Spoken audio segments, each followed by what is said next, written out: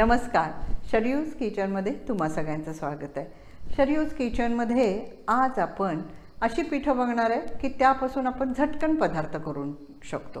म्हणजे ही पिठं तयार करून ठेवली तर महिना 2 महिने ह्या पिठांना काहीही होत नाही। तर त्यातलं आज जी पहिलं पीठ बघणार आहे ते म्हणजे कर्नाटकमध्ये नाश्त्यासाठी बनवतात ती तिखट घारगे। तर त्यासाठी काय काय घटक पदार्थ लागणार आहे ते मी आपल्याला डिस्क्रिप्शन बॉक्समध्ये दिलेले आहे। तर आपण सगळ्यात प्रथम घारगे करूया। आता घारग्यांसोबत खाण्यासाठी आपल्याला खरडा तयार करायचा आहे। त्यासाठी बरेच घटक पदार्थ लागणार आहेत ते मी तुम्हाला करता दाखवते। तर आता आपण घारगे तयार करायला घेऊया। हे पीठ आपण आता मळून ठेवूया। म्हणजे हे पीठ मळल्यानंतर आपल्याला 5 ते 10 मिनिटं ठेवायचं आहे, कारण ते थोडंसं रेस्ट होणं गरजेचं असतं। त्यामध्ये आपल्याला आता चवीनुसार मीठ घालायचं आहे। आता आपण हे वडे जे घारगे जे करणार आहोत ते आपण खरड्याबरोबर खाणार आहोत, त्यामुळं खरड्यामध्ये सुद्धा मीठ असतं। प्रमाणात मीठ घालून हे मळून घ्यायचं आहे। हे आपलं असं छान पीठ तयार झालेलं आहे। हे थोडंसं पीठ चिकट येतं बघा, त्यामुळं ह्यात काय काय घटक पदार्थ आहेत हे तुम्हाला डिस्क्रिप्शनमध्ये व्यवस्थित योग्य प्रमाणात मिळतील। आता आपण हे पीठ एक 5 ते 10 मिनिटं झाकून ठेवूया, म्हणजे हे चांगलं मुरून येईल।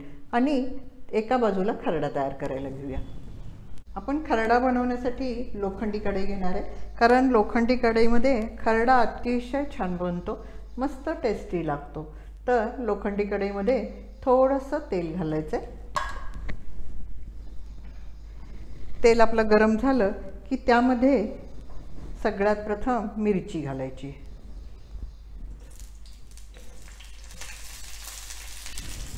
मिरची आपली चांगली परतून घ्यायची।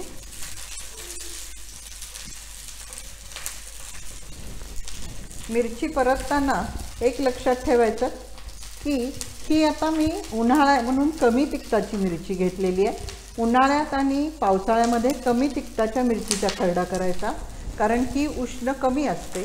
आणि थंडीमध्ये जी काळी मिरची येते जी जास्त तिखट असते त्याचा खरडा करायचा। आता त्याचबरोबर लसूण भाजून घ्यायचं।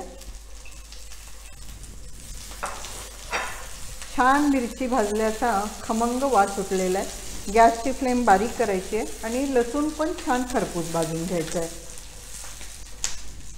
त्याचबरोबर जिरे घालणार आहोत। जिऱ्याने त्याला एक छान खमंगपणा येणार आहे।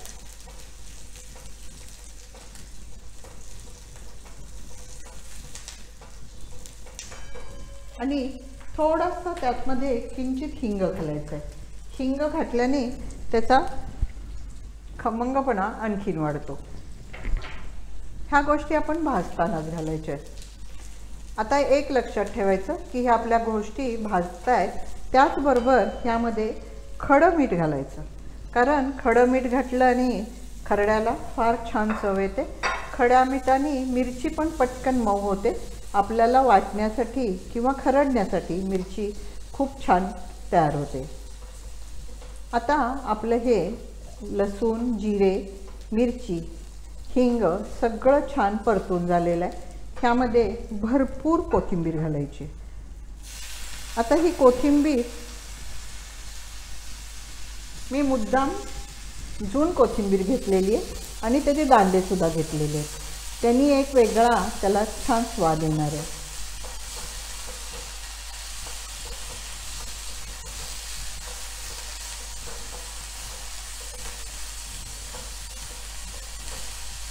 आपली कोथिंबीर सुद्धा भाजली की त्याचा मस्त खमंग छान वास यायला लागतो।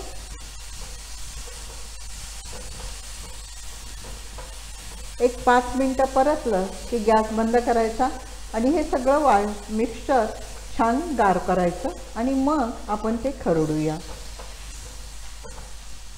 आपण कढईमध्ये तेल गरम करायला घेतलेले आहे आणि एका पोळपाटवर प्लास्टिकचा पेपर घ्यायचा आहे, त्याला थोडंसं तेल लावायचं आहे आणि त्याच्यावर हे घारगे थापायचे आहेत। घारग्याच्या पिठाला थोडंसं दोन्ही बाजूनी तेल लावून घ्यायचं आहे, म्हणजे हे चिटकणार नाही।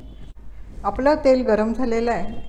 जेव्हा घारगे सोडायचे तेव्हा तेल चांगलं गरम झालेलं पाहिजे आणि सोडल्यानंतर मग गॅस थोडा मीडियम करायचा।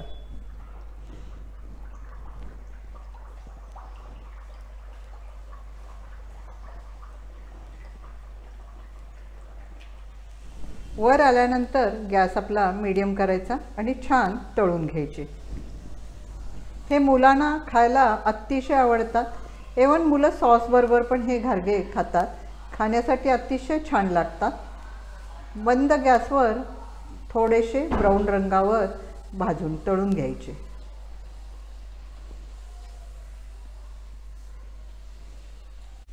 असे छान ब्राऊन रंगावर भाजून घ्यायचे। आता आपला खरडा छान गार झालेला आहे। आपण ह्या दगड्याच्या साहाय्यानं त्याला छान खरडून घेऊया। असा मस्त खरडलेला खरडा खायला अतिशय छान लागतो। ह्या दगड्यामुळं आणि लोखंडी कढईमुळं त्याला खूप छान स्वाद येतो। हा छान आपला खरडा तयार झालेला आहे। आता आपण घारगे, खरडा आणि दही एका डिशमध्ये सर्व करायला घेऊया।